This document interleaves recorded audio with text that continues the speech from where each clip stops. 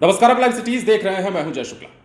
पिछले दिनों पटना हाईकोर्ट में हुई बड़ी सुनवाई के बाद और बड़ा आदेश जारी किए जाने के बाद शिक्षा विभाग के अपर मुख्य सचिव आईएएस के पाठक को बैकफुट पर आना पड़ गया है। के पाठक ने अब वो फैसला ले लिया है जिस फैसले का इंतजार बिहार के तमाम विश्वविद्यालय कर रहे थे। अब पटना हाईकोर्ट में जो सुनवाई हुई उसकी खबर हमने आपको कल बताई थी। पटना हाईकोर्ट में किस प्रकार फटकार लगाई गई और कहा गया कि आपने विश्वविद्यालयों के खातों पर जो रोक लगाई है, जो खाता फ्रीज किया है, उन खातों को तुरंत चालू करवाइए। यह भी तय हो गया कि एसीएस के पाठक की अध्यक्षता में वीसी की बैठक नहीं होगी। अब देखिए के पाठक ने हाईकोर्ट के इस बड़े निर्देश के बाद क्या फैसला लिया है और कैसे राहत दिया है, वो हम आपको समझाते हैं। बिहार के विश्वविद्यालयों में तैनात करीब 15,000 शिक्षकों और कर्मचारियों के वेतन का रास्ता साफ हो गया। पटना हाईकोर्ट के आदेश के बाद के पाठक के शिक्षा विभाग ने सभी 13 विश्वविद्यालयों के बैंक खातों के संचालन पर 1.5 माह से लगी रोक को हटा दी है। साथ ही यूनिवर्सिटी के पदाधिकारियों के बंद वेतन को भी फिर से चालू करने को कहा है। विश्वविद्यालय कर्मियों का वेतन आपको बता दें कि बीते 3 माह से बंद था। शिक्षा सचिव वैद्यनाथ यादव ने शनिवार को सूबे के सभी विश्वविद्यालयों के कुलपतियों को पत्र लिखकर इसकी जानकारी दी। उन्होंने बैंक प्रबंधन को भी पत्र लिखकर सरकार के फैसले की जानकारी दी है। पटना हाईकोर्ट के निर्देश के बाद विभाग ने यह कदम उठाया है। दरअसल शिक्षा विभाग ने विभागीय बैठक में कुलपतियों के नहीं आने के बाद नाराजगी प्रकट करते हुए 28 फरवरी को सभी विश्वविद्यालयों के खातों पर रोक लगा दी थी।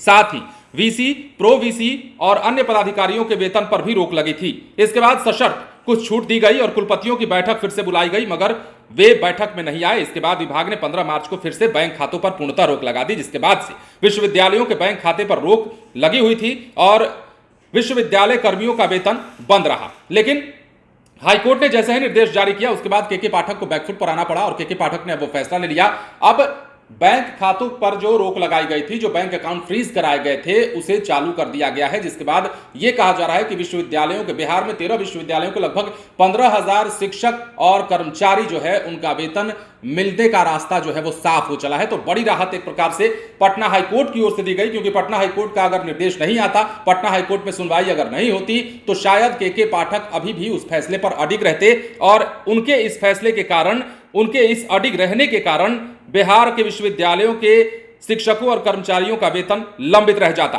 अब देखिए 3 मई को सुनवाई के दौरान पटना हाईकोर्ट ने मगध विश्वविद्यालय बनाम राज्य सरकार और अन्य के तहत तत्काल बैंक खातों पर लगी रोक को हटाने और वेतन चालू करने का आदेश पारित किया। इसके बाद शुक्रवार को ही विभाग में उच्च स्तरीय बैठक हुई, जिसके बाद बैंक खातों से रोक हटाने का निर्णय लिया गया है। अब यह भी खबर आप लगातार सुनते आ रहे हैं कि वीसी की बैठक को लेकर, कुलपतियों की बैठक को लेकर के लगातार राजभवन और के पाठक यानी कि शिक्षा विभाग के बीच में तनातनी का मामला चल रहा है। और यह मामला नया नहीं चल रहा है, यह मामला 10-15 दिन और 20 दिन से नहीं चल रहा है। यह मामला तब से चल रहा है जब सरकार बिहार में महागठबंधन की थी। उस समय शिक्षा मंत्री कोई और थे, शिक्षा मंत्री से भी विवाद की खबरें उस समय चली थी। उसके बाद राजभवन से टकराव की खबर तब से लेकर अब तक चल रही है और बीच में जो कुलपतियों की बैठक का मसला उठा, उस मसले को लेकर तो तनातनी और भी बढ़ गई। उसके बाद राजभवन की ओर से भी बैठक बुलाई गई। पहली बैठक बुलाई गई जिसमें के पाठक नहीं गए, दूसरी बार भी बैठक बुलाई गई है। लेकिन अब हाईकोर्ट के निर्देश के बाद के पाठक को बैकफुट पर आना पड़ा है, के पाठक को कदम पीछे खींचना पड़ा है और विश्वविद्यालयों के खातों के संचालन पर जो रोक लगाई गई थी शिक्षा विभाग की ओर से, उसे चालू कर दिया गया है।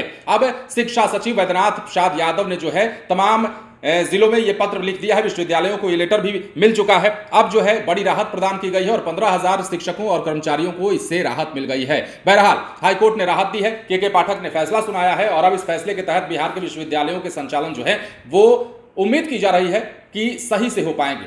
अगर दूसरी तरफ बात करें विश्वविद्यालयों के पठन पाठन की प्रक्रिया को लेकर के, तो वो एक अभी भी बड़ा सवाल बना हुआ है और इसी सवाल का जवाब ढूंढने के लिए राज्यपाल बार बार बैठक बुला रहे हैं। शिक्षा विभाग भी बार बार बैठकों का दौर चला रहा है। हालांकि वीसी लोग बैठक में आते जरूर नहीं है शिक्षा विभाग के, लेकिन शिक्षा विभाग की मंशा और राजभवन की मंशा कहीं ना कहीं एक है। तो हाईकोर्ट का भी यह मानना है कि जब मंशा एक है, जब टारगेट एक है, जब फैसला एक ही लेना है, तो आपस में यह विवाद क्यों चल रहा है। बहरहाल बने रहे लाइव सिटीज के साथ। धन्यवाद।